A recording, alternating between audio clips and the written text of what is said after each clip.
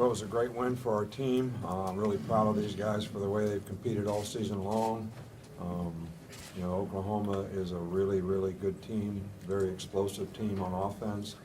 I thought we did a great job of controlling the game today, the way our offense played. The only time that we really got stopped is when we stopped ourselves with penalties and a couple missed assignments and broken plays. But all in all, the players played hard for 60 minutes in the game, and that's what it took, and we knew that's what it would take. I think it was really important in this game that we got off to a great start. Got ahead in the game, got off the field on third down on defense in the first half, and that allowed us to get ahead in the game. And I think that was the biggest issue for us in the second half, is we struggled to get off the field on third down with the quarterback scrambling and our inability to cover them when we kept them, from scrambling. So, but this is a great win for us, and these guys have done an incredible job all year long, and really, really proud of the way they've competed and the way they played. We'll take questions now. Front of the room to the right. Hey Nick, could you just talk about the overall experience of the Orange Bowl? This week you've been here before, but what was it like for you and your team? Well, you know, the city of Miami, the Orange Bowl folks, everybody involved with this bowl, first class in every way. Had great accommodations at the Intercontinental, and people at Berry did a great job for us in terms of our practice facilities. So, you know, there's not one thing that I would say that we would be disappointed in any way, shape, or form.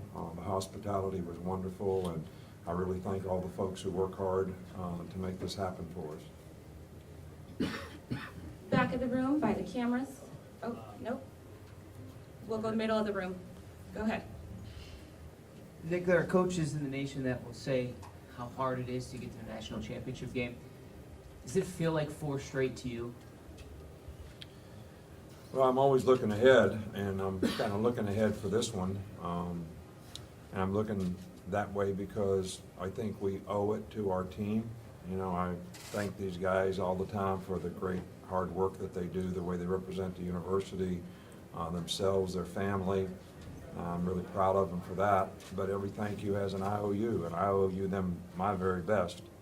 So do all of our coaches, and that's how we kind of approach it. And it's the next game, and I really think too much about what's happened in the past, just the challenges of, you know, be where your feet are and what's happening right now. So, and I'm sure Clemson will be a tremendous challenge for our team.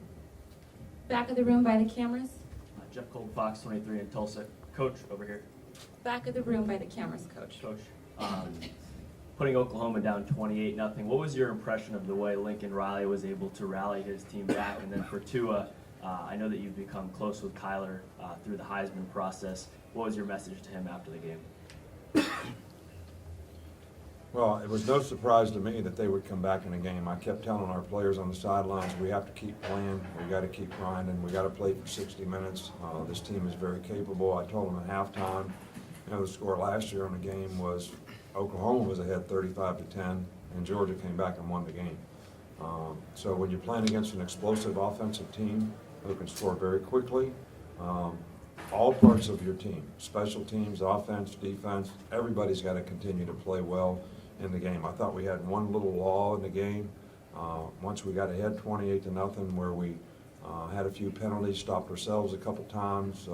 They took advantage of those opportunities and got themselves back in the game. But it was no surprise to me at all that they were able to make some plays that got them back in the game. Gonna throw some oranges, but you also threw a headset tonight. The highs and the lows of emotions right there. Yeah, it was more fun throwing the oranges.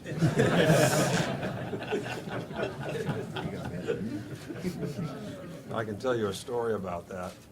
You know, my son was young and playing like junior high basketball. He got mad in a game, and I gave him a lecture, he and Christian both, about not showing their emotions, keeping their cool. And their response to me was, "And how many headsets have you broken?" Coach, the only thing surprising about the 28-0 start was the nothing part of it. What allowed you guys to have so much success defensively early on against that offense? I think we got some pressure on the quarterback. We got a couple sacks early. We had some positive down and distance for ourselves. We got off the field on third down. And I said the biggest difference between the points that they scored in the second half and what they didn't score in the first half was our ability to get off the field on third down. I think they were like 0 for 5 in the first half, and in the second half, we weren't very good at all. Created a lot of third down situations, and when you play a team like that that's that explosive, you can't give them another chance. And we just did that too many times.